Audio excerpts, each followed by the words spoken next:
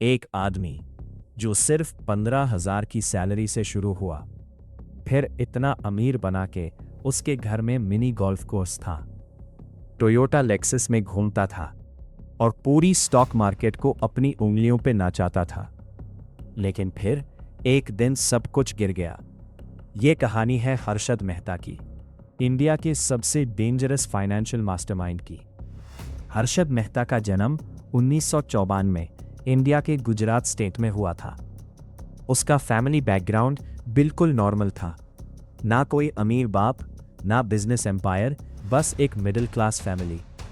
बचपन में हर्षद ज्यादा इंटेलिजेंट स्टूडेंट नहीं माना जाता था, लेकिन उसके अंदर एक चीज बहुत स्ट्रांग थी, बड़ा आदमी बनने की भूख।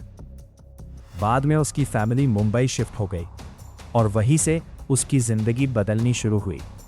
हर्षद ने छोटी मोटी जॉब्स की, कभी सेल्समैन, कभी क्लर्क, लेकिन फिर उसकी नज़र पड़ी बॉम्बे स्टॉक एक्सचेंज पर।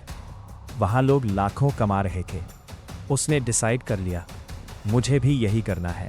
हर्षद घंटों तक मार्केट को ऑब्जर्व करता, कौन सी कंपनी ऊपर जा रही है, कौन सी नीचे।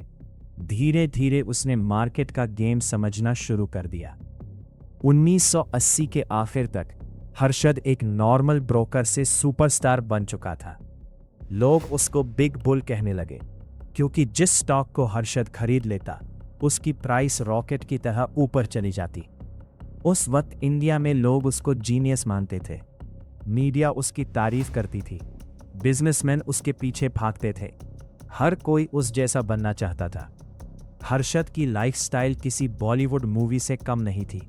उसके पास लग्जरी कार्स थी, करोड़ का पेंट हाउस था, प्राइवेट मिनी गोल्फ एरिया था। उस वक्त इंडिया में लेक्सस कार बहुत रेयर थी और हर्षद उसमें घूमता था। लोग कहते थे, ये आदमी पैसा छाप रहा है, लेकिन इतना पैसा आ कहां से रहा था? यही था असली राज। उस वक्त इंडिया का बैंकिंग सिस्टम बहुत वीक था। हर्षद ने बैंक्स के लूप होल्स ढूंढ लिए। उसने फेक बैंक रिसीट्स और इलीगल ट्रांजैक्शंस का यूज करके बैंक से बहुत बड़ा पैसा उठाना शुरू कर दिया। ये पैसा सीक्रेटली स्टॉक मार्केट में लगाया जाता था।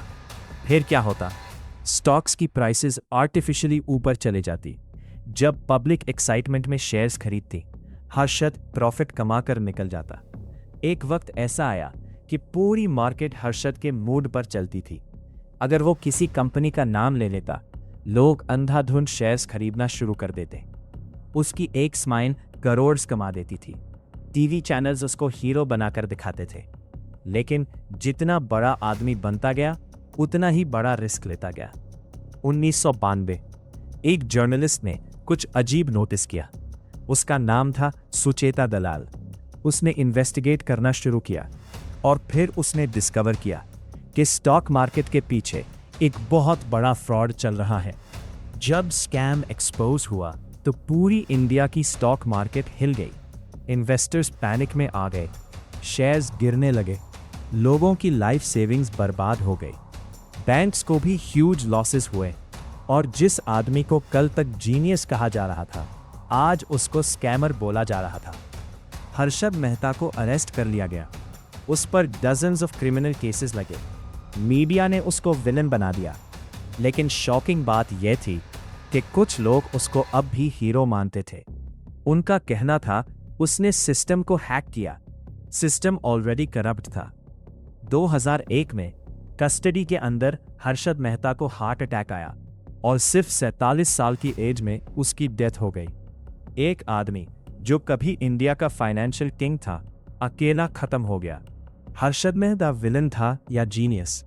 ये डिबेट आज भी चलती है। लेकिन एक बात सच है, उसने पूरी इंडिया को दिखा दिया कि पैसा और पावर इंसान को कितना ऊपर ले जा सकते हैं और कितना नीचे गिरा सकते हैं। अगर तुम्हें ऐसी रियल क्राइम और स्कैम स्टोरीज पसंद है तो चैनल सब्सक्राइब करो, क्योंकि अगली स्टोरी शायद इससे भी ज्यादा डेंजरस होगी।